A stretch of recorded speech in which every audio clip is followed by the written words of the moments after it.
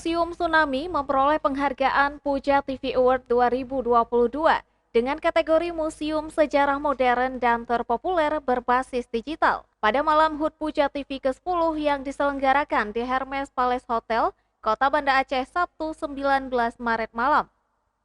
Kepala UPTD Museum Tsunami Aceh M. Syahputra Azwar mengatakan sangat senang dan tidak disangka akan mendapatkan penghargaan untuk kategori Museum Sejarah Modern dan Terpopuler berbasis digital.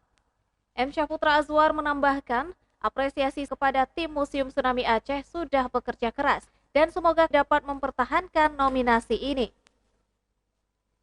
Museum Tsunami Aceh merupakan monumen peringatan, pusat pembelajaran dan sejarah modern, serta tempat perlindungan apabila terjadi bencana tsunami, dan kini Museum Tsunami telah melakukan pembenahan berbasis digital. Alhamdulillah senang sekali, nggak nyangka bisa mendapat penghargaan sebergensi ini sebagai Museum Sejarah Modern. Alhamdulillah apresiasi kepada teman-teman Museum Tsunami Aceh yang sudah bekerja ekstra. Semoga ke depan juga kami dapat mempertahankan nominasi ini. Dari Banda Aceh, tim liputan melaporkan untuk Puja TV Aceh.